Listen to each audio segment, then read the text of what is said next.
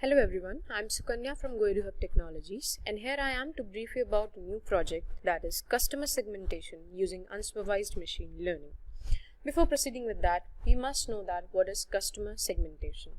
So customer segmentation is nothing but it is actually a process of division of customer based into several group of individuals that share a similarity in different ways that are relevant to marketing, maybe gender, age, interest, and miscellaneous spending habits. So we are presuming here that we have been working or operating on a bank database which is there of a specific bank, and you have been allowed to test and perform the customer market segmentation.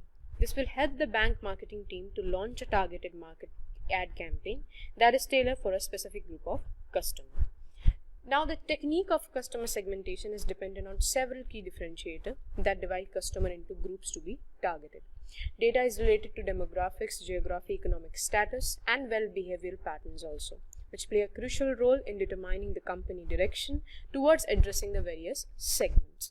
So as you can see that this project is very important and much in use, that's why we're going to discuss it and implement it. Now the thing which arises in your mind that how are you going to implement this particular thing? So we know that customer segmentation enables a particular company to customize its relationship with the customer, as we do in our daily lives also. So what does it basically does and why it is so much important? Because targeting the market activities of a specific group, launch the features aligning the customer demand also, and develop the product that helps in customer segmentation further. So what we are going to do is we will apply K-means algorithm. Now if you remember, we discussed about K-means algorithm when we are studying about unsupervised machine learning, and it is the most simplest and the popular unsupervised machine learning algorithm. In other words, we can also say that it identifies the K number of centroids. If you remember, we used to call them clusters and centroids basically.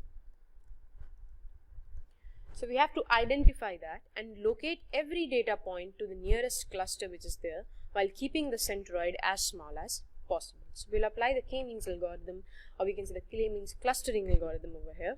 And the things which we need to do is, very firstly, we have to analyze the business case which is there. Then we have to do the data preparation.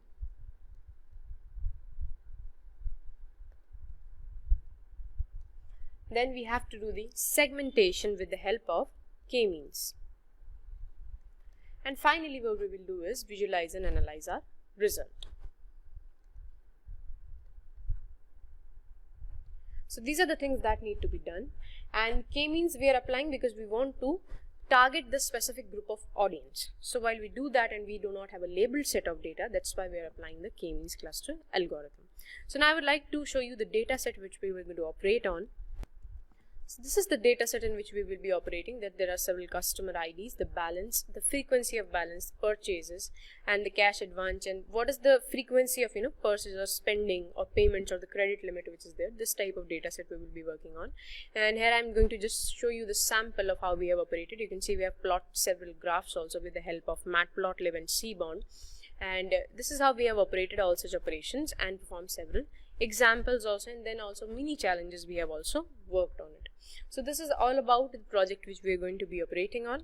So what happens next is, once you know the customer and learn their behaviors, then you can tailor the campaign to meet the specific needs which are there. That means if you understand the spend analysis basically, then you can understand that what is the working behind it and what is going on.